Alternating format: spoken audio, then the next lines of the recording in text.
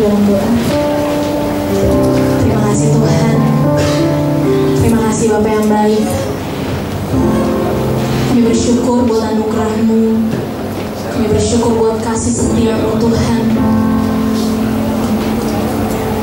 Karena anugerah-Mu kami ada Tuhan sampai saat ini. Saat ini kami mau memuji, kami mau meninggikan Raja di atas segala Raja. Biarlah setiap kami mempunyai kerinduan yang sama, yaitu berjumpa dengan Engkau. Terima kasih Bapa, terima kasih Yesus. Kami yang siap memuji dan meninggikan Yesus. Sama-sama katakan amin.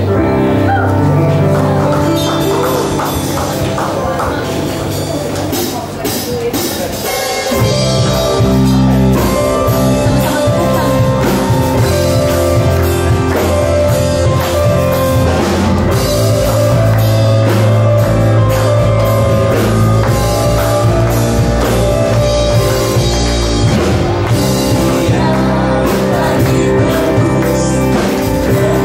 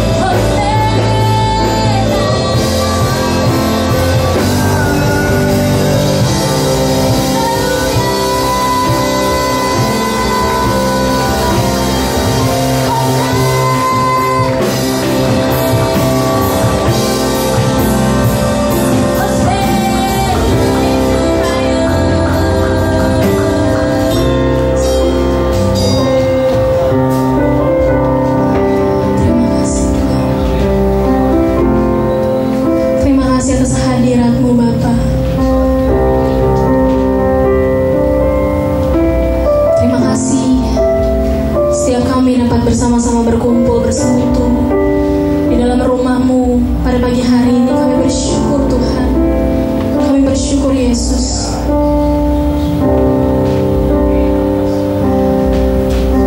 Ajar kami terus berdiam di dalam hadirat-Mu, menikmati Engkau di setiap waktu. Terima kasih Yesus, terima kasih Bapa. Segala puji, segala hormat, kemuliaan hanya bagi-Mu. Haleluya. Amin. Saya persilakan untuk kembali duduk.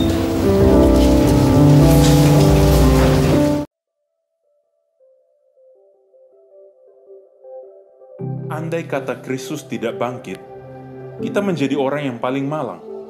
Dia mengklaim dirinya anak tunggal Bapa, Allah yang berinkarnasi menjadi manusia.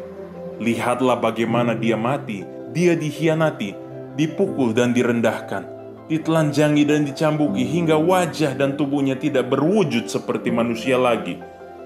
Bukankah dia sanggup memanggil ribuan malaikat untuk menyelamatkan dirinya dan menghancurkan bumi serta isinya? Tetapi tak dilakukannya karena cintanya bagi kita. Ia harus menyelesaikan hingga akhir. Dalam matinya pun dia disalibkan di antara penjahat-penjahat.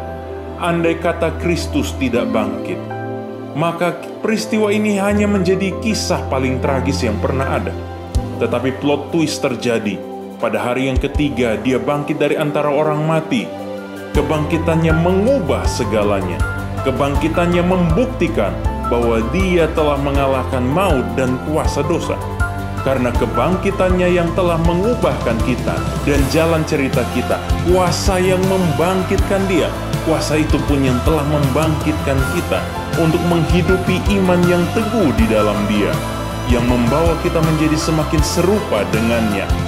Sebab dia satu-satunya penyelamat yang perkasa, yang memerintah selamanya, Tuhan dari segala yang hidup. Jesus, He is alive.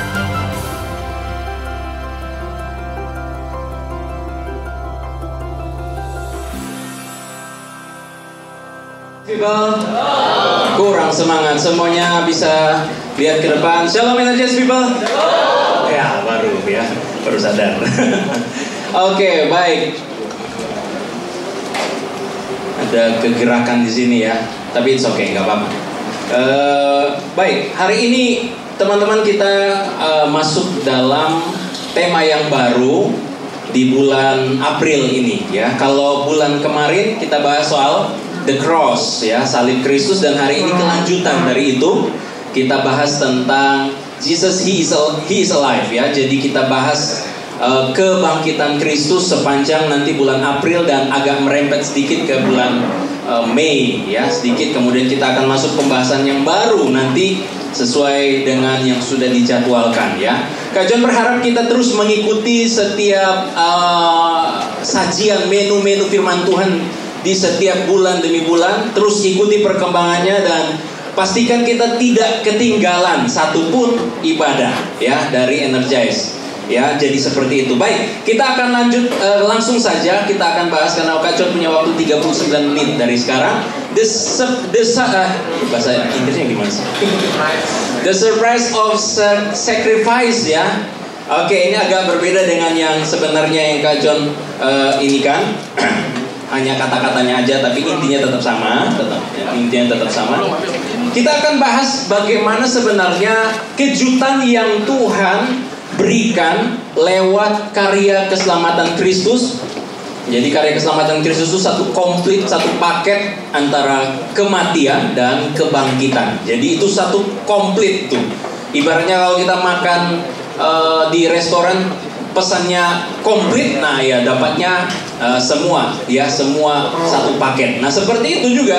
Nah kita akan lihat bersama-sama karena kali ini lagi banyak yang membahas soal Kristen progresif.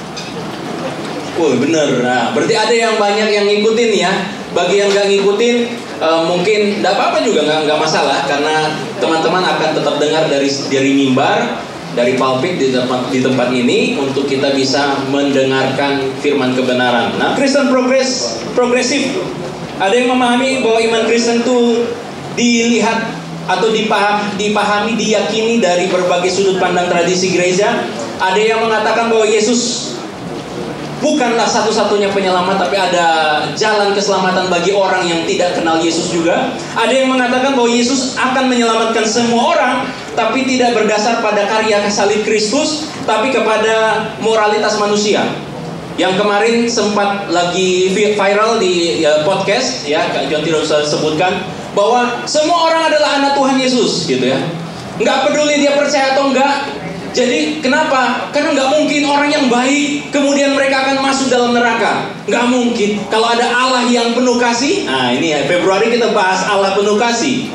Rupanya mungkin ya Tuhan sedang membentengi kita supaya kita jangan salah kaprah ketika kita bahas Allah penuh kasih. Lalu kita bilang, oh kalau gitu semua orang pasti akan diselamatkan. Semua orang. Dia tidak peduli kalau dia percaya Yesus atau tidak. Bukan beragama Kristen ya, banyak agama Kristen juga akan masuk neraka juga karena mereka nggak sungguh-sungguh hidup menghidupi ajaran Kristus. Tetapi di sini itu yang dikatakan di dalam Kristen progresif. Nah, kalau begitu buat apa Allah repot-repot jadi manusia dan mati kalau manusia bisa dibenarkan dan masuk surga hanya karena moralitasnya kalau dia hidup baik. Sementara orang bisa hidup baik 100%? Tidak. Jawabannya sudah pasti tentu tidak. Karena kita manusia berdosa, pasti kecenderungan kita adalah melakukan dosa. Nah, oleh karena itu, buat apa Allah repot-repot jadi manusia? Buat apa dia mati? Buat apa dia bangkit dan naik ke surga? Apa memang dia narsis ya? Nggak ada fungsinya, nggak ada tujuannya, tapi dia hanya mau datang. Ini aku loh Tuhan jadi manusia, terus aku mati, terus aku bangkit, terus aku naik ke surga, ditonton sama 500 orang sekaligus. Aku narsis dan sampai sekarang ada miliaran orang menyembah Yesus Kristus. Wah, Allah kita narsis ya? Bukan. Semua yang dia lakukan punya maksud. Ya, bukan cuma itu, saudara. Sekarang ada teman-teman kita yang tidak mengenal Yesus, yang mengatakan bahwa Yesus tidak mati. Mereka menolak Yesus tidak mati. Yang mati, yang di kayu salib itu ada orang yang diserupakan wajahnya dengan Yesus. Tetapi Yesus itu naik ke surga, diangkat oleh Allah. Apakah demikian? Kalau seperti ini, yang mana yang benar? Lalu mereka klaim bahwa Injil kita, Alkitab kita sudah dipalsukan. Kalau begitu, yang mana yang benar? Kalau kita sebagai orang Kristen yang sangat-sangat kritis, maka teman-teman wajib sebenarnya menanyakan, apakah aku benar di jalan Kristus atau aku salah? Ya, wajib sebenarnya kalau teman-teman kritis. Karena gini, pengiringan kita akan Kristus itu bukan cuma karena kita terdaftar KTP Kristen, tetapi karena kita mengalami kedekatan dengan Kristus. Kalau nggak ngalamin, percuma teman-teman. Ikut energize berkali-kali, berminggu-minggu, setiap kali ada event-event ikut senantiasa. Tapi kalau tidak mengalami Kristus, kita akan mengalami kekeringan rohani. Kita tidak akan pernah bisa menghidupi kehidupan ini sesuai dengan apa yang Tuhan kehendaki. Nah, makanya dari situ Kak John mau kita melihat bersama-sama di dalam Filipi pasal yang ketiga. Next, Filipi pasal yang ketiga, ayatnya yang ke-10. Kita satu ayat ini kita akan bedah, kita akan bongkar, kita akan lihat sama-sama. Ya, bisa buka Alkitabnya di handphone. Kalau bawa handphone, kalau di depan bisa kelihatan? Bisa? Oh iya. Kalau Kak John udah nggak kelihatan ya, karena mungkin faktor U. Iya. Kak John udah, itu ya gitu. Oke, kita akan bacanya bersama-sama. 2, 3. Yang kukehendaki ialah mengenal Dia dan kuasa kebangkitannya dan persekutuan dalam penderitaannya, di mana aku menjadi serupa dengan Dia dalam kematiannya. Sekali lagi, 2, 3. Yang kukehendaki ialah mengenal Dia dan kuasa kebangkitannya dan persekutuan dalam penderitaannya, di mana aku menjadi serupa dengan Dia dalam kematiannya. Mari kita berdoa. Bapa dalam surga, kami mau mendengarkan firman Tuhan. Kiranya Tuhan membuka hati kami dan kami bisa memahami kebenaran firman Tuhan ini dengan teliti, dengan sebaik-baiknya yang berasal daripada Tuhan. Terima kasih ya Bapak, kami menerima berkat Tuhan. Haleluya, amin. Teman-teman perhatikan, bagian yang pertama, Kak John mau ajak kita bahwa ketika kita menjadi seorang Kristen, menjadi seorang yang percaya, maka kita perlu, silakan next slide selanjutnya. Orang Kristen perlu memahami doktrin kebangkitan Kristus. Ya, orang Kristen perlu memahami doktrin kebangkitan Kristus. Karena banyak kali ada orang yang diombang-ambingkan dengan pengajaran yang saat ini beredar di media sosial. Oh, Yesus tidak mati. Oh, Yesus ini. Oh, Yesus begitu. Oh, Yesus bukan satu-satunya jalan. Banyak jalan menuju Roma. Ya benar. Benar, tapi Yohanes 14 ayat 6 dikatakan hanya Yesus jalan keselamatan. Jalan kebenaran dan hidup. Bener ya? Aduh, ini lagi ngeblank nih ya. Akulah jalan kebenaran dan bener. Bener rupanya. Oke. Jadi menjadi orang Kristen kita perlu untuk memahami doktrin kebangkitan Kristus. Nah, di dalam doktrin kebangkitan Kristus kita memahami, kita belajar bahwa ada dua hal. Yang pertama, bahwa kita bisa belajar dari fakta sejarah. Bahwa rupanya kebangkitan Kristus adalah benar adanya. Adalah sebuah fakta, ya. Ada banyak catatan-catatan sejarah dari para sejarawan yang percaya Yesus atau sejarawan Kristen yang mencatat bahwa Yesus memang hidup. Yesus pernah mati dan Yesus dibangkitkan. Ada sejarawan-sejarawan seperti itu. Catatan Alkitab juga menjelaskan demikian. Tapi tidak hanya sampai di situ. Nah, rupanya dari pihak di luar kekristenan, bahkan lawan-lawannya kekristenan pun mencatat bahwa memang Yesus pernah disalibkan. Next, kita lihat di sini ada 5, terlalu kecil ya mungkin ya. Ada 5 sumber dari luar kekristenan, dari luar Alkitab, dari luar sejarawan kekristenan atau sejarawan yang beragama Kristen. Tapi di luar itu ada 5 sumber yang mengklaim bahwa memang Yesus mati di kayu salib. Berarti itu adalah sebuah fakta sejarah. Kak John mungkin tidak akan baca satu-satu ya. Ada 5 sejarawan ya. Ada Flavius Josephus, kemudian ada Tacitus, kemudian ada Lucianus dari Samosata, kemudian ada seorang filsuf dari Syria yang bernama Marabar Serapon. Kemudian ada juga catatan dari Talmud Yahudi, catatan-catatan sejarah dalam kebudayaan Yahudi yang dari abad-abad pada saat itu mencatat bahwa memang Yesus pernah mati. Ada Yesus dari Nazaret yang pernah mati di atas kayu salib. Ya, walaupun mereka tidak percaya Yesus sebagai Mesias, walaupun mereka tidak percaya bahwa Yesus adalah juru selamat, tapi mereka mencatat bahwa memang Yesus pernah ada orang bernama Yesus yang disalibkan. Itu menurut fakta.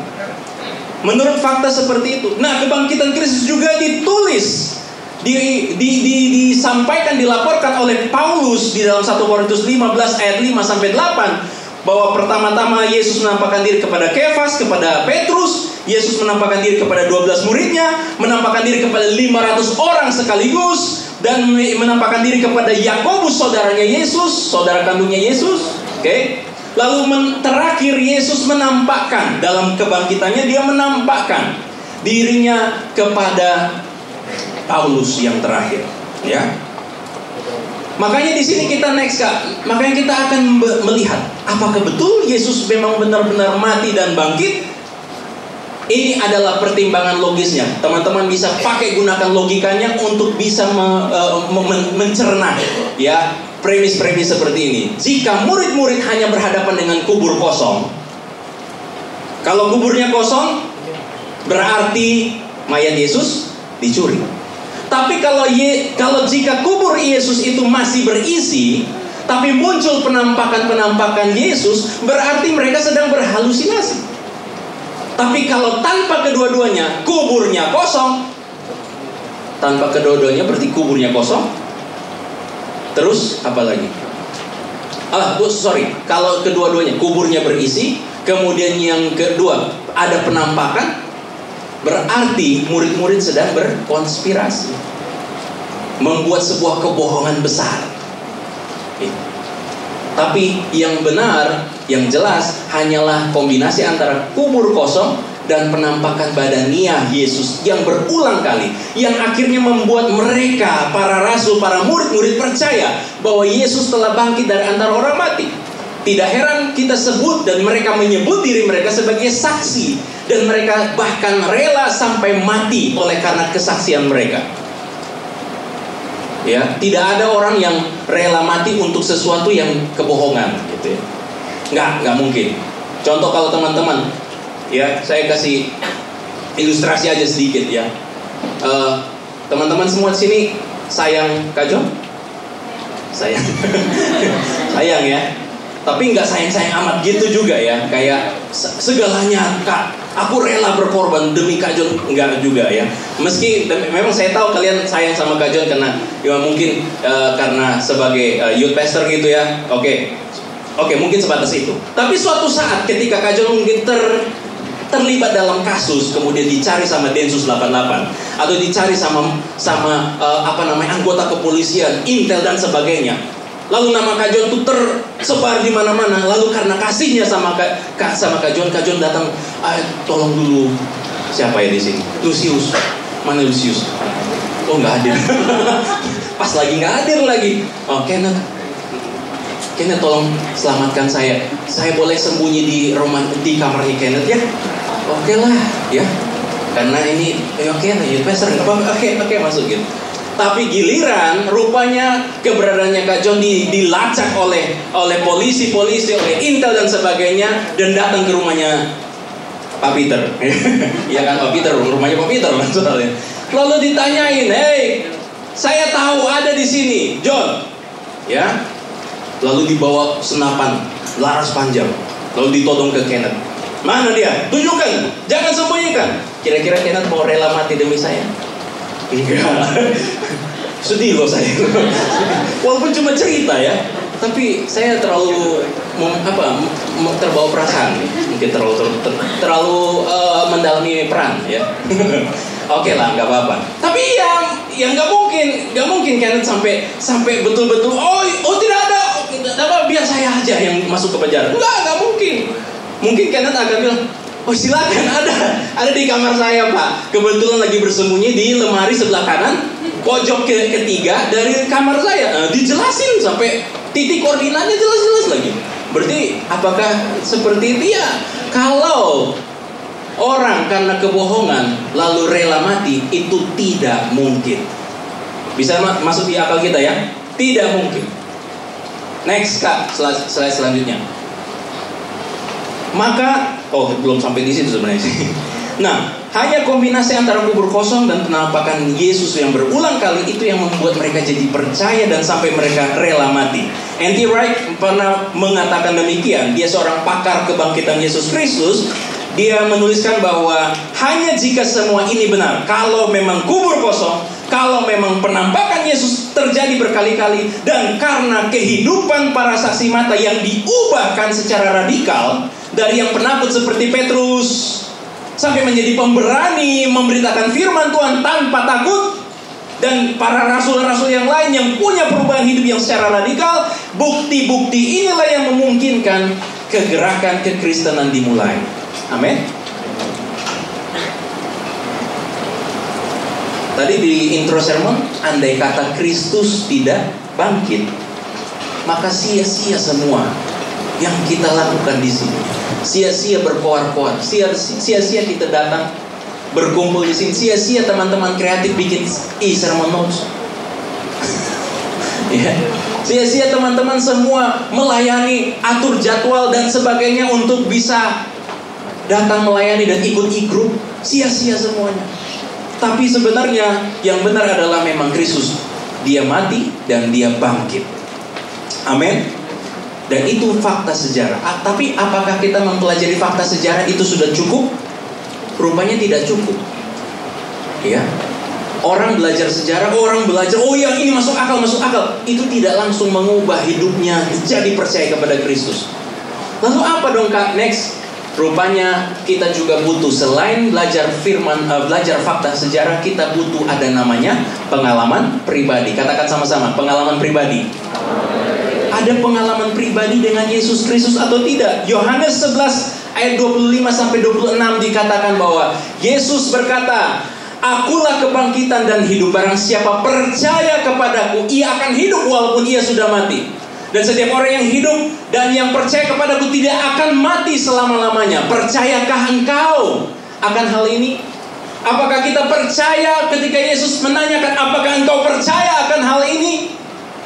Pertanyaan yang sama pernah ditanyakan oleh Paulus kepada Raja Agripa di kitab Kisah Para Rasul. Raja Agripa katakan, aduh, dengan banyaknya fakta sejarah dan sebagainya, aku hampir menjadi orang Kristen. Itu hampir, kawan-kawan. Kenapa kok nggak jadi orang Kristen aja? Karena dia belum mengalami perjumpaan pribadi, belum mengalami pengalaman pribadi dengan Yesus. Makanya teman-teman, Kak Johnson bersyukur dan senang kalau banyak anak-anak muda di tempat ini gemar dan suka dengar firman Tuhan. Kak John percaya itu bukan karena kalian ada fakta sejarah. Oh, dari dulu saya sudah belajar di package. Oh, gara-gara ya orang tua saya Kristen. Enggak. Tapi kebenarannya adalah kalian ada di sini karena kalian mengalami perjumpaan pribadi dengan Tuhan. Harusnya. Kalau tidak, pintu depan itu tidak pernah dikunci, teman-teman. Teman-teman tidak dipaksa untuk ikut energize. Tapi kalau kalian betul-betul mau bertumbuh, mau mengalami kebangkitan rohani dalam kehidupan kalian, berarti pilihan kalian sudah tepat. Tinggal kalian evaluasi dalam diri kalian. Tuhan, apakah aku punya hasrat yang besar setiap kali datang energis untuk mendengarkan firman Tuhan? Apakah aku punya hasrat yang besar ketika saya menyembah Tuhan, saya meninggikan Tuhan? Apakah aku punya hasrat yang besar?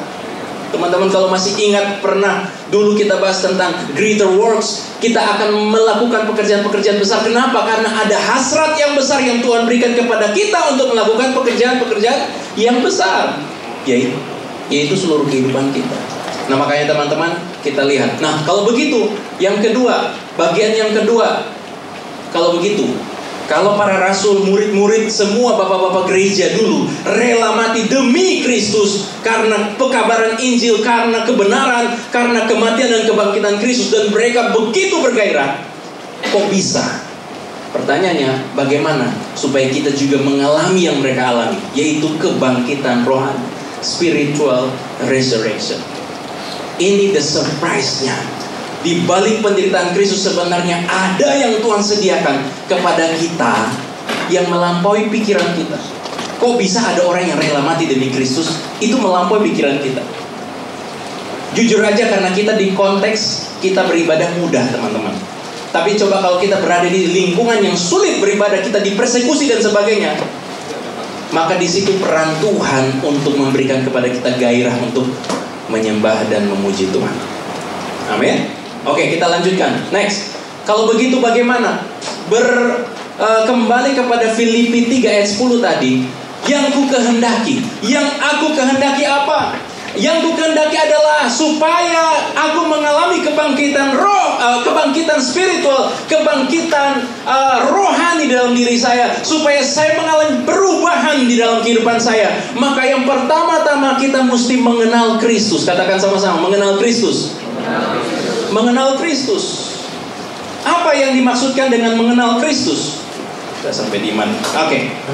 Yang ku kehendaki ialah mengenal Dia. Kata mengenal Dia, next, itu dari bahasa Yunani ginosko, yang artinya relasi, komunikasi dua arah. Mengenal secara intim yang diibaratkan seperti hubungan antara suami dan istri. Itu ginosko. Aku mengenal seperti suami dan istri. Tidak ada yang ditutup-tutupi. Semua tahu rahasia, semua tahu apa yang kekurangan, kelemahan. Maka itu menjadi gambaran daripada pengenalan. Kenal, ginosko. I know. Bukan saya tahu doang. Saya tahu Yesus. Tapi kalau saya kenal Yesus, maka ini melibatkan ada komunikasi dua arah. Ada relasi yang intim di dalam antara kita dengan Kristus, seperti suami dan istri. Nah, teman-teman, memang betul konteksnya teman-teman belum suami dan istri. Tapi bisa membayangkan bahwa kalau di dalam konteks hubungan suami istri tidak ada namanya yang ditutup-tutupi, tidak ada namanya rahasia. Semuanya saling belajar untuk saling mengenal. Makin lama makin mengenal. Jujur, Kak John dengan Kak Meli, lama-kelamaan dari dulu ya, lama-kelamaan kami jadi lebih semakin mengenal. Jujur aja waktu zaman-zamannya masa-masa pacaran, sebenarnya itu masa-masa penipuan terlalu banyak. Iya, ya, let's say lah, yang biasa nggak pakai parfum udah pakai parfum, gitu. Yang biasanya nggak pakai sapu tangan, ada keringat atau mohon maaf ya, itu ada netes sedikit gitu. Udah nggak ada namanya jaga penampilan atau jalan. Udah. Tapi begitu udah mengenal namanya cinta, beli parfum ratusan ribu. Wah, harumnya gitu. Kalau dulu nggak 1 kilometer kita tahu baunya. Saya tahu. Dia ada di depan kecenongan sana. Tahu. Saking baunya gitu. Oke. Ya, nggak ada yang tersinggung ya. Ya, Kak John tidak lagi ngomong orang lain. Kak John ngomong diri sendiri sih. Ya, dulu Kak John gitu. Oke, kita lanjutkan lagi. Itu nggak terlalu penting. Nah, itulah pengenalan. Nah, tapi semakin lama semakin kita mengenal. Kak John dengan Kak Meli, semakin lama Kak John semakin mengenal. Rupanya dia begini. Dia juga semakin mengenal saya. Jadinya seperti ini. Jujur, ada satu bagian yang mungkin Kak John akan spill sedikit, yaitu tentang pemahaman di dalam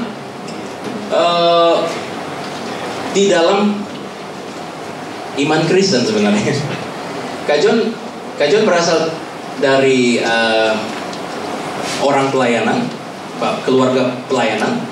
Kak John masuk ke sekolah teologi, tapi di sekolah teologi Kak John kejar nilai dan tidak kejar pengalaman pribadi dengan Tuhan. Jadi yang Kak John kejar mungkin adalah fakta sejarah, semua informasi, semua pengetahuan dikejar untuk mendapatkan nilai, tapi tidak mendapatkan pengalaman yang intim dengan Tuhan.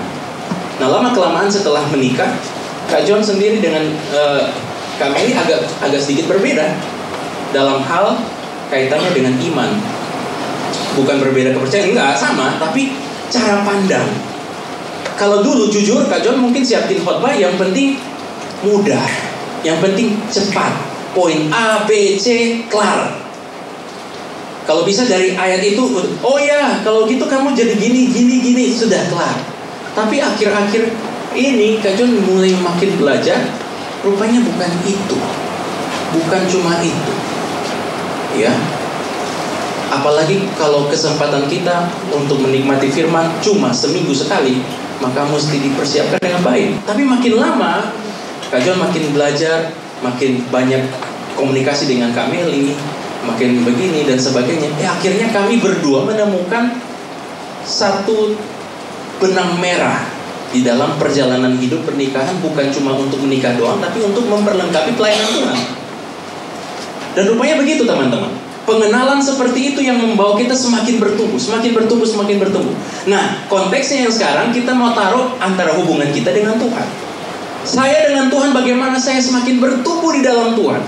Kalau tidak mengalami pertumbuhan, berarti ada yang salah teman-teman. Apakah betul-betul kita mengenal Kristus atau tidak? Nah, ini yang perlu kita pahami, perlu kita dasari. Nah, kenapa? Nah, rupanya pengenalan akan Kristus akan menjadi lensa atau kacamata untuk memandang kehidupan dari perspektif yang berbeda. Perspektifnya Allah tentunya, perspektif Injil kebenaran. Makanya ketika orang yang tidak punya relasi pengenalan akan Kristus akan memandang kehidupan, masalah, tantangan, dan penderitaan sebagai hal yang mengerikan, sebagai hal yang pasti akan itu. Setiap kali kalau kita diusik kelemahan-kelemahan kita akan terus bergumul dan akhirnya kenapa sih saya benci sama satu orang ini? Kenapa sih waktu saya lihat orang tersebut saya tetap benci dan tetap dendam? Tapi kalau ada pengenalan akan Kristus, setiap kali kita ada rasa benci kepada seseorang, ada rasa yang gak enak, kita rasa tersakiti oleh karena orang lain, tapi karena pengenalan akan Kristus, kita akan mulai melihat bahwa saya juga orang berdosa, saya juga orang yang melakukan kesalahan, saya tidak jauh beda dengan dia. Saya tidak akan melihat dia sebagai musuh, sebagai lawan, apalagi sebagai orang yang patut untuk dimusnahkan dari bumi ini. Tapi yang saya lihat adalah bagaimana saya punya hati mengasihi. Itulah lensa yang membuat kita jadi lebih fokus. Oh iya, begini loh maksud Tuhan. Pengenalan akan Kristus akan membawa kita bisa melihat kehidupan ini dengan cara pandang yang lebih baik, dengan cara pandang atau perspektifnya Allah. Amin. Amin. Nah, makanya teman-teman, pengenalan akan Kristus ini sangat inti sekali. Itu yang pertama yang Paulus spill. Bagaimana supaya mengalami kebangkitan rohani? Kamu perlu mengenal Kristus. Kamu perlu untuk menjadikan Kristus sebagai lensa untuk dapat memilih mana jalan yang terbaik. Teman-teman, akan suatu kali kita akan dihadapkan antara cuan, antara pacar, pekerjaan, jabatan, tawaran-tawaran yang menggiurkan di luar sana, atau Kristus. Ini pernah kita bahas. Kita akan diperhadapkan. Bagaimana kalau sekiranya kita diperhadapkan dengan misalnya kita punya pacar atau relasi gitu ya. Tapi rupanya karena dia tahu kita mengikut Yesus, kita setia kepada Yesus, dia bisa meninggalkan kita. Pilihannya sekarang, apakah engkau memilih Kristus atau memilih pacarmu? Ya mungkin pacarmu itu adalah yang cantik, ada yang paling ganteng, ataupun agak sedikit sangat tajir, atau Kristus. Kalau kita tidak punya pengenalan akan Kristus, kita akan tenggelam. Langsung tidak perlu pikir panjang, saya pilih pacar saya. Waktu kita melihat ada cuan, ada kesempatan untuk mendapatkan cuan yang lebih, tapi di saat yang bersamaan rupanya itu bertolak belakang dengan apa yang Kristus inginkan. Tanpa pengenalan Kristus, kita akan terjebak di situ. Dan akhirnya kita akan jatuh. Teman-teman, ada banyak cerita yang Kak John dengar. Mereka meninggalkan pekerjaan mereka karena Kristus. Kok bisa? Selidik punya selidik. Karena mereka mengenal siapa yang mereka sembah. Amin.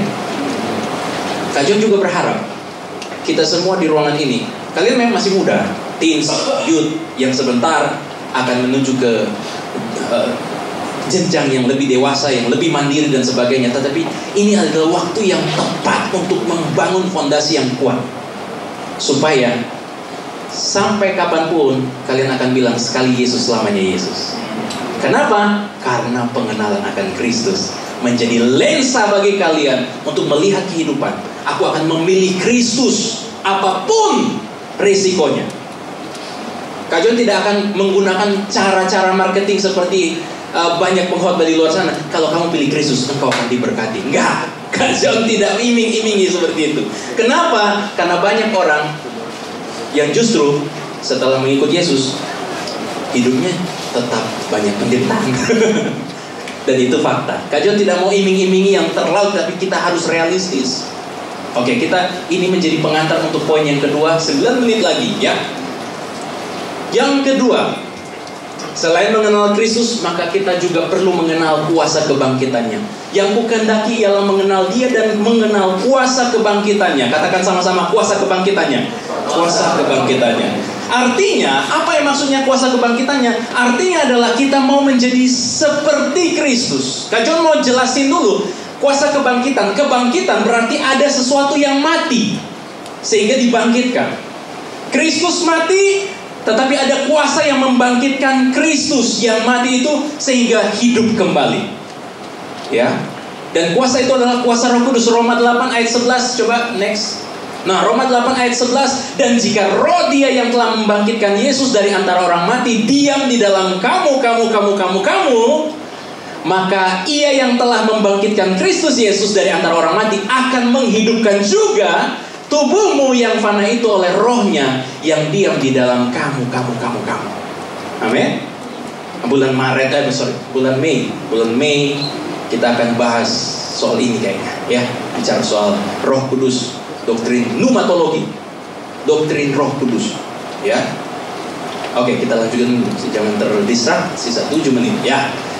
Oke, jangan sampai di mana tadi. Oke, jadi kalau ada Roh Kudus yang membangkitkan Kristus diam di dalam diri kalian, maka kalian juga akan dibangkitkan tubuh kalian, artinya kehidupan kalian, bukan cuma tubuh kalian jadi lebih six pack, lebih sehat, bukan. No, bukan itu. Kalau untuk lebih six pack, lebih sehat, itu kamu bukan butuh Injil, teman-teman. Kamu butuh olahraga, ya. Kamu butuh ke gym. Kamu butuh Kak John ngomong tapi perutnya ke depan. Oh, sorry. Ya, enggak kompatibel gitu. Enggak punya wewenang untuk ngomong soal itu ya. Oke. Nanti Kak John kalau sudah six pack baru Kak John ngomong gitu ya. Kayaknya nggak akan pernah sih. Agak susah soalnya. Apalagi kalau ada gorengan, waduh susah. Tuhan tolong. Oke, kita lanjutkan lagi ya. Itu Roma. Yehezkiel berkata, Yehezkiel 36 ayat 26 sampai 27 berkata, kamu akan kuberikan hati yang baru. Siapa yang memberi hati yang baru? Siapa?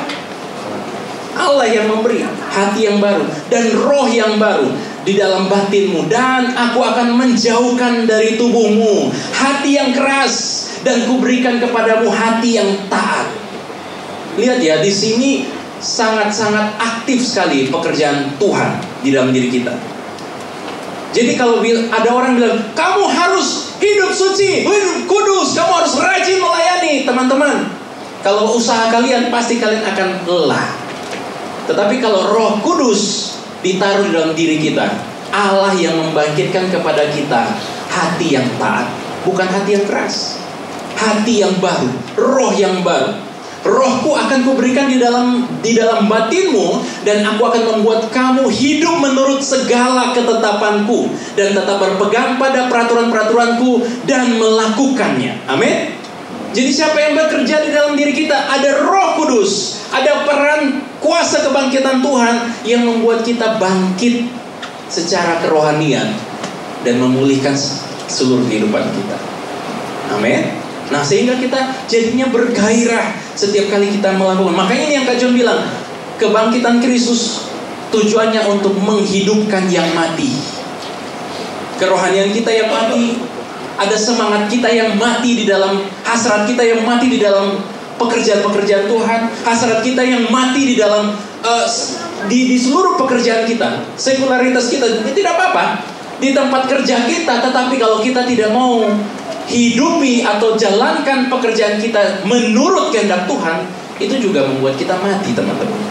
Itu membuat kita kayak, oh ya saya hanya kerjakan job desk doang, tapi tidak ada tujuan kemuliaan di situ.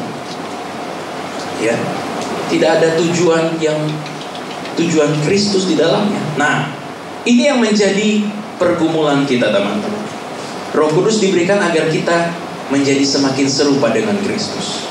Kuasa kebangkitan itu diberikan kepada kita. Aku mau mengenal kuasa kebangkitannya. Kenapa? Karena aku akan dibangkitkan menjadi serupa dengan Kristus. Aku dulu mati karena dosa-dosa, tetapi sekarang aku mau hidup bagi Kristus.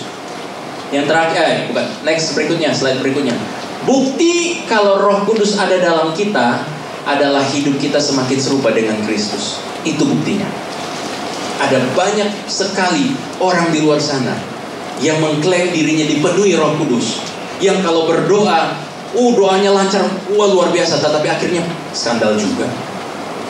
Akhirnya, jatuh juga sama cewek. Jatuh juga sama karena korupsi dalam gereja. Ada. Mereka mengklaim dirinya dipenuhi oleh Roh Kudus, tetapi sepenuhnya hidup mereka tidak dipimpin oleh Roh Kudus. Tetapi mereka hanya berlindung menutupi kebobrokan diri mereka dengan jubah agamawi mereka. Nah, teman-teman, Kak John tidak mau kita juga seperti itu. Tidak mau kita tampil di hari Minggu alim, rupanya di luar sana lot banget nih orang. Bukan alim, tapi rupanya di luar, kayak kuda liar. Iya. Bisa di tempat ini sangat beribadah sekali, tapi di luar sana rupanya dia udah coba-coba narkoba. Bisa di tempat ini dia kelihatannya melayani Tuhan dengan baik, tapi rupanya dia punya hubungan yang aneh di luar sana. Dia suka dengan sesama jenis. Iya. Kak John kali lalu itu pernah ikut seminar LGBT, dan 90% dari pembicara yang berbicara pada saat itu Mereka mengklaim mereka adalah pelayan Tuhan. Tapi sambil melayani Tuhan, sambil mereka ada ketertarikan sesama jenis, KSJ, ketertarikan sesama jenis. Oh my God, waduh, saya jadi nggak percaya, samping kiri kanan saya jadi. Nggak apa-apa teman-teman. Kak John juga mau kasih tahu, kalau ada yang tertuduh karena dia punya ketertarikan sesama jenis di ruangan ini, Kak John tidak mengusir. No, Yesus terima untuk diubahkan. Amin. Kalian jangan ketawa-ketawa, senyum-senyum. Siapa sih? Anak batu itu nggak mungkin ada gitu. Nanti kalau udah kejadian baru Karena gini, semua pembicara itu mengatakan ada yang masuk STT, ada yang pelayan Tuhan, ada yang pemimpin pujian, pemain musik, banyak. Yang sebagai pembicara di seminar LGBT itu mereka klaim. Rupanya itu yang terjadi di lingkungan kita saat ini. Ya, kita hanya terus berjaga-jaga. Kita terus berjaga-jaga. Bagi yang tidak ada KSJ, ya berdoa terus. Tuhan, saya tidak mau sampai jatuh ke dalam dosa seperti itu. Tetapi bagi yang punya pergumulan di situ, jangan tinggalkan Tuhan. Kak John mau kasih tahu, jangan tinggalkan Tuhan, jangan tinggalkan komunitas ini. Kamu punya orang yang kamu percaya untuk cerita, tetapi kepada orang yang percaya dan orang yang dewasa, bukan orang yang mulutnya ember juga, jangan. Itu nanti aibmu kemana-mana. Ya, jaga. Kalian mau ketemu, ada Kak John, boleh. Ada Ko Ucup, boleh. Ada leaders e-group kalian, boleh. Kalau kalian percaya, ya, boleh. Ada Kak Meli, boleh. Ini ada beberapa PJWB, Kak Denny PJWB, Ko Ucup PJWB, Kak Meli PJWB, Kak John juga PJWB, penanggung jawab di e-group. Ya, kalian boleh hubungi kita. Jangan tinggalkan Kristus. Ya, sebab Yesus, perempuan kedapatan melacurkan dirinya aja itu berharga di mata Yesus. Ya, kalian semua berharga di mata Yesus. Gak ada yang satu pun ditinggalkan oleh Tuhan Yesus Kristus oleh karena dosa-dosa kalian. Yang perlu ada di sini adalah kalian mengalami kebangkitan Kristus. Yang terakhir. Next. Yang terakhir, persekutuan dalam penderitaannya. Yang perlu kita pelajari, selain kita mengenal Kristus, selain kita mengenal kuasa kebangkitannya, kita perlu juga mengalami persekutuan di dalam penderitaannya, menjadi serupa dengan Kristus. Yang kukendaki ialah mengenal Dia dan kuasa kebangkitannya dan persekutuan dalam penderitaannya, di mana aku menjadi serupa dengan Dia dalam kematiannya. Next. Kata persekutuan atau koinonia, ada partisipasi. Ikut Yesus itu bukan berarti hidup pasti bebas dari penderitaan. Ada yang bertanya, aduh, saya dengar-dengar kalau ikut Yesus itu hidup pasti diberkati, yang sakit pasti disembuhkan, yang buka usaha pasti cuan di mana-mana. Taruh usaha di sini pasti berbunga, taruh di sini pasti berbunga. Ikut trading langsung profit. Ya. Kak John hanya mau bilang, ya. Tapi kenyataannya orang yang mengklaim seperti itu juga, atau orang yang bilang, saya pikir ikut Kristus seperti itu, tapi rupanya tidak. Rupanya ikut Kristus tetap dapat masalah, tetap dapat susah, tetap dapat kesengsaraan dan sebagainya.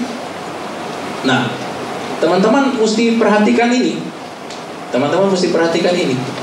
Mau kita orang Kristen pun, atau kita di luar kekristenan pun, semua orang punya masalahnya masing-masing. Betul tidak? Teman-teman punya enggak? Teman-teman punya teman atau sohib kalian, atau bestie kalian, atau orang yang kalian kenal, yang hidupnya dari dulu sampai sekarang tidak ada masalah? Ada enggak? Kalau ada, bisa biar kita pergi ke gerejanya. Siapa tahu gerejanya lebih benar. Atau kalau dia beragama lain, siapa tahu agamanya lebih benar. Enggak ada. Semua orang pasti punya masalah.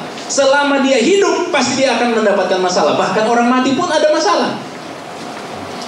Orang yang sudah meninggal juga ada masalah. Misalnya, kalau lahan pekuburan diapain pemerintah, ini lahan pemerintah, ini harus dibikin jalan tol. Itu orang mati punya masalah. Dia tidak bisa pindahkan dirinya gitu ya. Dia butuh keluarganya untuk pindahkan makam. Tapi kalau keluarganya masih ingat, masalah juga. Oke, tapi kita nggak fokus ke masalah orang mati, masalah orang yang hidup aja. Ya. Tapi teman-teman, mau orang di dalam kekristenan atau di luar kekristenan, semua punya porsi masing-masing dalam menghadapi masalah dan tantangan dan penderitaan. Tetapi apa maknanya, apa hikmahnya? Next Kak. Rupanya pergumulan, tantangan, dan penderitaan diizinkan Tuhan dalam hidup kita untuk mengekspos bagian hidup kita yang butuh dijamah oleh kuasa kebangkitan Kristus. Kalau kita berdoa, Tuhan berikan saya kesabaran, di saat yang sama setelah kita amin, kita digiring Tuhan untuk ketemu orang-orang yang mencekno, kalau orang Jawa bilang, yang menjengkelkan, yang sangat-sangat gitu. Kita pergi ke kafe gitu, pesan minum, terus lihat ke samping, waduh ini orang yang aku benci, waduh kok ada dia lagi lah. Padahal tadi barusan berdoa minta kesabaran. Waktu pergi ke pasar, waduh ketemu lagi. Teman-teman, Tuhan izinkan kita mengalami tantangan-tantangan seperti itu supaya kelemahan kita diekspos. Sehingga ketika kita sadar saya punya kelemahan di situ, maka saya butuh kebangkitan Kristus pada bagian itu. Amin. Kalau kita punya masalah dengan materialistis, hidup materialistis, hedonis, sangat konsumtif gitu ya. Teman-teman akan, Tuhan saya mau untuk hidup lebih tidak terpaku kepada gaya hidup orang-orang. Saya mau supaya saya hidup saya hidup cukup, bukan gaya hidup irit-irit gitu, hemat, gaya hidup hemat ya. Bukan pelit ya, bukan. Gaya hidup hemat. Apa yang Tuhan izinkan? Shopping. Notifikasi. Waduh, Shopee langsung dibuka. Aduh Tuhan, saya kan lagi mau belajar untuk gaya hidup hemat. Tuhan izinkan hal-hal seperti itu terjadi untuk mengekspos bagian hidup kita yang memang butuh dijamah oleh kebangkitan Kristus. Kalau kalian punya masalah atau pergumulan di dalam video porno atau di dalam hubungan yang tidak sehat di dalam pacaran, Tuhan akan bawa kalian ke dalam kegelapan seperti itu, pergumulan seperti itu, untuk kalian menyadari betapa tidak mengenakannya hidup seperti itu. Akhirnya kalian sadar, saya butuh Kristus. Setiap kali jatuh dalam dosa, rasa menyesal terus, dan rasanya seperti, kok Tuhan saya kok nggak naik level terus, kok saya nggak berubah, kok saya nggak naik kelas. Dan akhirnya kita sadar, bukan karena kekuatan kita, tapi karena kuasa kebangkitan Kristus harus kita alami di dalam bagian hidup kita itu. Amin. Next, yang terakhir Kak John mau tutup dengan ini. Teman-teman, kalian kalau melihat kalau dalam penggirian kita akan Kristus itu kan hidupnya nggak selalu serba baik, selalu banyak pergumulan, ada banyak yang kita harus pacu dalam diri kita, ada banyak yang harus kita perjuangkan. Tapi kita lihat, karena itu berdirilah teguh, jangan goyah, dan giatlah selalu dalam pekerjaan Tuhan. Sebab kamu tahu, teman-teman kalian tahu, bahwa dalam persekutuan dengan Tuhan, semua yang kalian alami, jerih payah kalian, untuk kalian terus bergumul dengan Tuhan. Tuhan, saya punya kelemahan akan dosa ini. Tuhan tolong saya untuk saya dipulihkan. Tuhan tolong saya untuk bawa saya semakin kuat, semakin dewasa. Tuhan tolong saya, berikan saya hati yang kuat untuk menghadapi orang yang saya benci sekalipun. Pergumulan kalian tidak akan sia-sia, jerih payah kalian tidak akan sia-sia, karena semuanya itu membawa kalian pada proses menjadi serupa dengan Kristus. Amin. Amin. Silakan kita akan menutup firman Tuhan ini. Kita mau menyanyikan satu pujian. Silakan tim PW maju ke depan. Teman-teman juga mulai siapkan perjamuannya. Ada yang belum dapat perjamuannya? Oke, boleh diambil. Oh, ada kok Ucup juga belum. Oke, teman-teman, sambil kita nyanyikan pujian ini dan kita akan merenungkan tentang kebaikan Tuhan, kematian dan kebangkitannya. Kita dikejutkan dengan pengorbanan Kristus yang rupanya semua yang Dia lakukan itu punya tujuan, punya makna, supaya kita semuanya menjadi serupa dengan Kristus, supaya kita senantiasa dikikis kelemahan-kelemahan kita, kecenderungan keberdosaan kita, supaya kita semakin kuat di dalam Tuhan. Bukan karena kekuatan kita bermegah, bukan karena kita mengandalkan kebolehan kita, bukan karena kita mengandalkan kehebatan kita, tetapi semuanya itu karena apa yang Kristus sudah lakukan di atas kayu salib. Apalah arti hidupku? Bukan pada kekuatanku. Apalah arti hidupku? Bukan pada kekuatanku,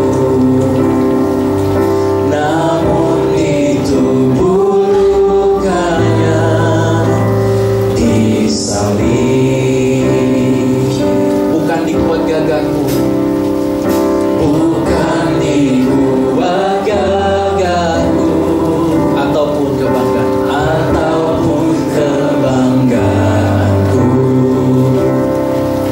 namun di dalam darahnya di salib. Ku bersukakan penebusku, ku bersukakan penebusku. Dialah harta hasrat jiwaku. Ku percaya hanya padanya, puas yang sempurna dalam Kristus. Mari Kak ajak kita bangkit berdiri. Seperti bunga cepat sirna, dunia tawarkan yang fana. Seperti bunga cepat sirna, dunia tawarkan yang fana. Hidup kekal panggil kita di salib. Takkan banggakan kuatku dan semua keterbatasanku. Ku bermegah karena Kristus di salib. Katakan, ku bersuka akan penebusku. Ku bersuka akan penebusku. Dia harta hasrat jiwaku.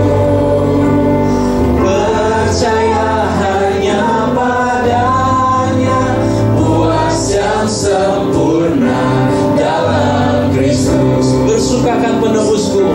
Ku bersukakan penebusku. Dialah harta hasrat jiwaku. Ku percaya hanya padanya, puas yang sempurna dalam Kristus. Puas yang sempurna dalam Kristus. Puas yang sempurna dalam Kristus. Bapa dalam surga, kami bersyukur. Kami tidak bermegah atas kekuatan kami, tetapi karena Tuhan yang telah memberikan kami hati yang baru melalui Roh Kudus-Mu. Kami semuanya dikuatkan.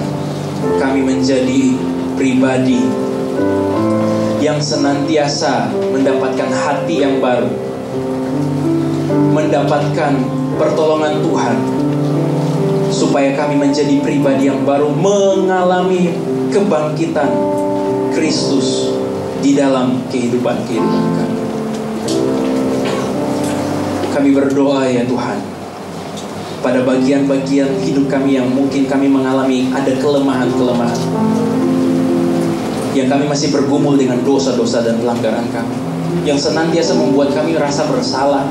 Setiap kali kami datang kepada Tuhan, kami rasa malu, kami tidak layak. Tapi Tuhan ajarkan kami bahwa Engkau memberikan kepada kami hati yang baru, sehingga kami tetap bisa memandang kepada Kristus, dan kami bisa merasakan ada pengampunan daripada Tuhan sendiri bagi kami. Bapa dalam surga, hamba-Mu dan kami semua akan melaksanakan perjamuan kudus. Tuhan, sucikan kami, kuduskan kami untuk kami bisa layak melakukan sakramen perjamuan kudus ini. Di dalam nama Yesus Kristus kami berdoa. Amin. Teman-teman boleh siapkan roti.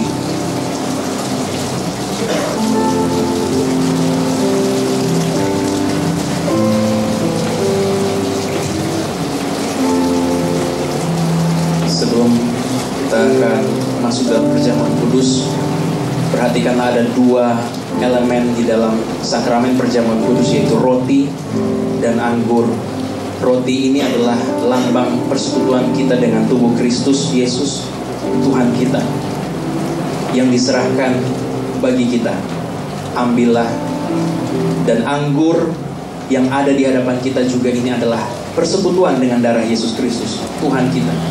Darah perjanjian baru yang dicurahkan bagi kita. Ambillah. Mari kita mengangkat roti di tangan kanan kita sebagai bentuk rasa hormat kita kepada tubuh Kristus yang telah tercabik-cabik demi kita. Sebab apa yang telah kuteruskan kepadamu telah aku terima dari Tuhan, yaitu bahwa Tuhan Yesus pada malam waktu ia diserahkan mengambil roti, dan sesudah itu ia mengucap syukur atasnya.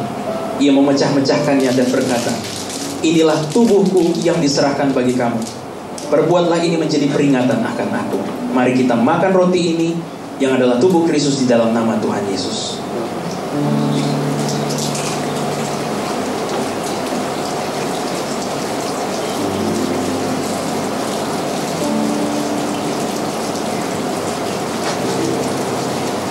Demikian juga ia mengambil cawan sesudah makan, lalu berkata, cawan ini adalah perjanjian baru yang dimeteraikan oleh darahku.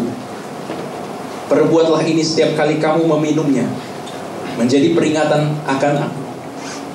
Sebab setiap kali kamu makan roti ini dan minum cawan ini, kamu memberitakan kematian Tuhan sampai ia datang.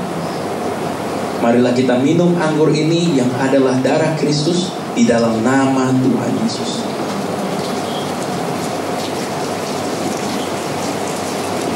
Terima kasih Tuhan Yesus.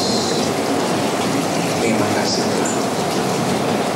Silakan teman-teman semua bersyukur atas roti dan anggur yang melambangkan tubuh dan darah Yesus Kristus. Bersyukur atas pengorbanan Kristus dan setiap kejutan yang Dia berikan kepada kita melalui pengorbanannya, bahwa kebangkitan Kristus menyediakan yang terbaik bagi kita, menyediakan kepada kita kuasa untuk membangkitkan kita yang mati rohani menjadi hidup kembali dan dikuatkan.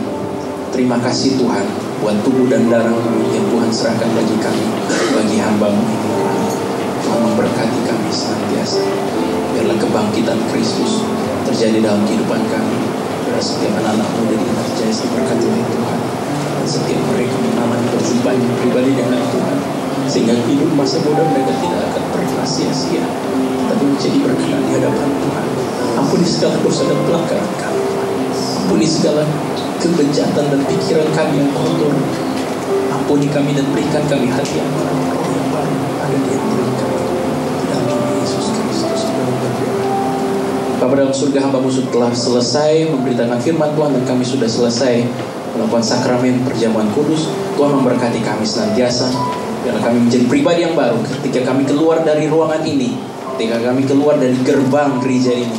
Kami tidak kembali kepada hidup kami yang lama, tapi kami tetap menjadi manusia baru dengan membawa terang Tuhan dalam kehidupan kami.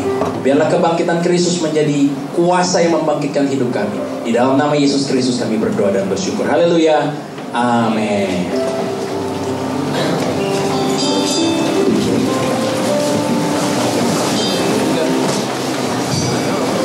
Puji nama Tuhan. Teman-teman sekalian, kita akan memberikan yang terbaik persembahan kepada Tuhan.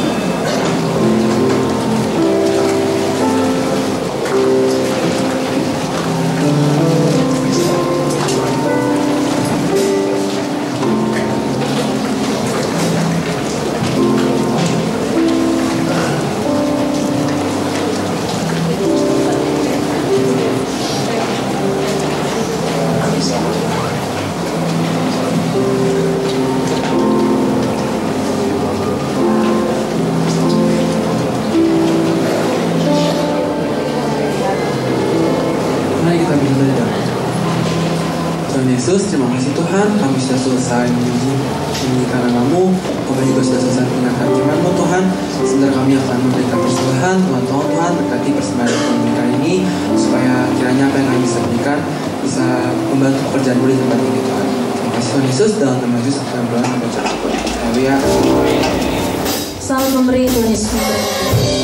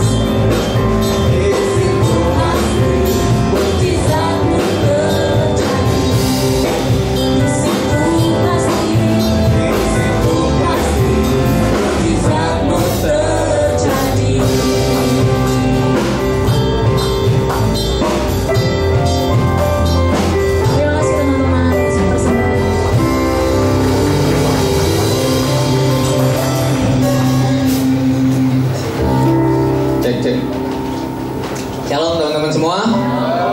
Oke, selamat minggu buat kita semua.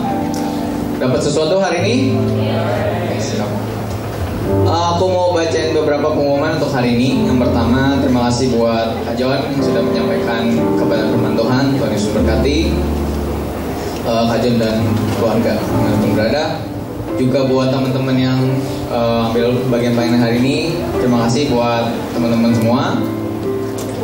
Lalu kemudian minggu depan kita akan beribadah kembali di jam dan tempat yang sama. Kita sama-sama kumpul lagi ya di minggu depan. Lalu yang berikutnya mengenai family camp teman-teman. Jadi boleh. Jadi di tanggal 10 sampai 12 ini yang ikut bus kumpul di gereja jam 6, bis berangkat jam setengah 7, mohon tidak terlambat ya. Yang naik kendaraan pribadi diharapkan pukul setengah 10 sudah tiba di pondok remaja PMI. Lalu untuk kaos yang camp ini bisa dipakainya di hari kedua pagi ya, 11. Lalu untuk beberapa keperluan pribadi minta tolong dipersiapkan masing-masing teman-teman. Kalau memang ada kayak obat-obatan tertentu yang teman-teman rutin konsumsi, jangan lupa dibawa. Lalu jaket sweater biar nggak kedinginan, topi, alat tulis. Nah, boleh juga bawa snack atau makanan. Lalu diusahakan teman-teman pakai sepatu dan berpakaian sopan dan rapi saat session dan KKR. Paling buat camp itu saja. Kemudian pendataan ulang yang belum mengisi pendataan ulang bisa cari aku atau teman-teman pengurus lain. Lalu untuk yang belum ngisi VIP list juga boleh ke aku dan teman-teman pengurus. Lalu yang berikutnya, apakah ada jiwa baru hari ini? Kalau ada boleh angkat tangan. Oke. Syukur buat teman-teman semua. Lalu yang terakhir banget nih, seperti biasa ya, kita mau merayakan ulang tahun yang di bulan Maret ya teman-teman ya. Ini aku panggilin namanya aja ya. Kalau memang nanti ada yang belum ada di data, nah bolehlah teman-teman isi data biar ke data juga nih. Ini aku bacain yang ada datanya tuh. Yovan 2 Maret 2002, Loreta 7 Maret 2005, Naomi 10 Maret 2001, Thompson 11 Maret 2004, Malia 16 Maret 2001, dan Aaron Stevie Adrian 19 Maret 2007 ya. Buat teman-teman yang dipanggil atau yang Maret tapi belum tersebut, boleh maju ya teman-teman. Kita mau sama-sama menyanyikan dan mendoakan. Maju teman-teman ya, biar mempersingkat ya. Buat teman-teman yang lain maju aja ya, nggak apa-apa. Yang tadi aku udah sebut, Yovan, Loreta, Naomi, Thompson, Malia, sama Aaron yang berasa berulang tahun. Dan yang belum sebut. Oke. Seperti biasa ya, ritual. Nama, status pekerjaan untuk kuliah, lalu umur. Ya nih, silakan. Halo, aku umur 16 tahun ini. Aku sekolah di salah satu penabur Suki.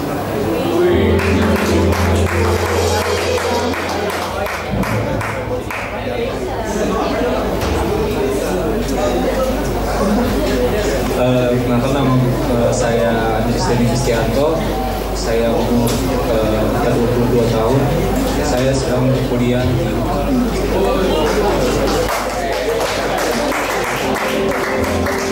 halo semuanya, nama aku Yohan. Tahun ini umur 22, sekarang udah kerja sedikit. Halo semuanya, aku Malia, aku kerja dan umurku tahun ini 23.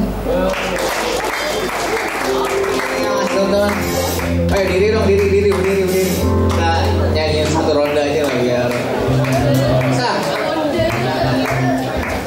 Nyanyi terus sekali. Happy birthday aja, happy birthday.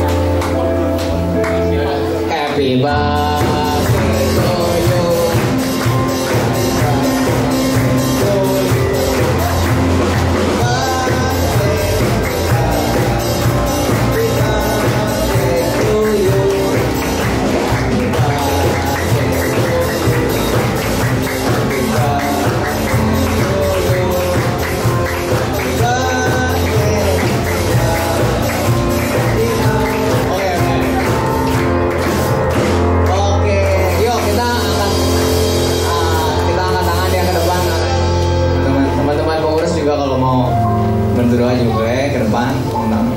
Yuk kita satu dalam doa. Bapa di surga, makasih Tuhan buat hari ini, buat hari yang baru yang Tuhan kasih buat kami Tuhan. Buat kesehatan, kekuatan Tuhan, perlindungan penyertaan Tuhan sepanjang tahun 2023 Tuhan. Makasih buat teman-teman kami yang masih Tuhan, sudah Tuhan tambahkan Tuhan 1 tahun lagi. Terima kasih buat perlindungan penyertaan Tuhan buat teman ini Tuhan. Aku berdoa Tuhan, kami berdoa buat Denny Tuhan. Aku berdoa Tuhan berkati studinya Tuhan dalam kuliahnya, dalam apapun yang dia kerjakan Tuhan buat berhasil. Kebutuhannya aku percaya Tuhan mencukupkan, dan aku percaya Denny biar semakin ngalamin Tuhan dalam kehidupannya secara pribadi. Berkati terus Denny Tuhan dan keluarganya juga. Buat Naru juga Tuhan berkati studinya, Tuhan buat berhasil dan segala keperluannya Tuhan yang mencukupkan. Kebutuhan keluarganya juga Tuhan yang berkati, Tuhan berikan kesehatan, kekuatan juga buat keluarganya. Terima kasih Bapa di surga. Percaya penyertaan Tuhan selalu ada buat Denny, buat Naru, juga buat Yovan. Tuhan Yesus, aku berdoa, kami berdoa Tuhan berkati keluarganya, berikan kesehatan, kekuatan. Aku percaya hikmat marifat Tuhan ada buat Yovan dalam pekerjaannya, usahanya Tuhan buat berhasil. Dan aku percaya Tuhan, Yovan juga biar semakin mengalami Tuhan sebagai Tuhan dan juru selamatnya secara pribadi. Aku percaya Tuhan yang terus memimpin kehidupan Yovan ke depannya. Terima kasih Bapa di surga. Buat Malia juga Tuhan berkati, berikan kesehatan, kekuatan buat Malia, buat keluarga dan pekerjaannya Tuhan buat berhasil Tuhan. Aku percaya Tuhan yang mencukupkan juga segala yang diperlukan, juga untuk masa depannya Tuhan, buat rencana-rencana yang akan dilakukan Tuhan yang berkati Tuhan, biar semuanya boleh berjalan lancar. Baik Tuhan Yesus, sekali lagi Tuhan kami menyerahkan juga buat teman-teman yang lain juga, buat Loretta, Naomi, Thompson, buat Karen Tuhan yang berulang tahun. Tuhan berkati Tuhan teman-teman kami semua. Kami percaya Tuhan dalam tahun yang baru biar Tuhan semakin menunjukkan Tuhan rencanamu, kehendak-Mu Tuhan buat mereka, dan biar mereka juga semakin ngalamin Tuhan dalam setiap musim keberadaan kehidupan mereka. Terima kasih Bapa di surga. Sekali lagi Tuhan kami menyerahkan teman-teman kami yang berulang tahun ini dalam tangan-Mu. Dalam nama Tuhan Yesus kami sudah berdoa dan mengucap syukur. Haleluya. Amin. Oke. Terima kasih teman-teman. Nah, nggak usah duduk lagi kali ya, kita mau langsung tutup juga dalam doa. Yuk kita satu dalam doa. Bapa di surga, terima kasih Tuhan buat hari ini. Sekali lagi Tuhan kami mengucap syukur buat kasih Tuhan, perlindungan penyertaan Tuhan yang selalu baru buat hidup kami. Terima kasih Bapa. Sebelum kami pulang Tuhan, kami berdoa buat Kak John yang sudah menyampaikan kebenaran firman Tuhan. Tuhan berkati beliau Tuhan, berikan kesehatan, kekuatan Tuhan buat berhasil dalam apapun yang Kak John kerjakan. Berkati keluarganya, Kak Meli, Melody, dan semua keluarga besar Kak John semua. Tuhan berkati biar Kak John juga boleh semakin mengalami Tuhan dalam kehidupannya ke depan. Terima kasih Bapa di surga, berikan kesehatan, kekuatan terus buat Kak John dan keluarganya. Juga buat teman-teman Energies People Tuhan yang sudah mengambil bagian pelayanan hari ini. Tuhan berkati, berikan kesehatan, kekuatan. Aku percaya Tuhan hikmat marifat Tuhan, perlindungan penyertaan Tuhan selalu ada buat mereka, dan Tuhan mencukupkan segala keperluan mereka. Tuhan buat berhasil baik studi dan pekerjaannya.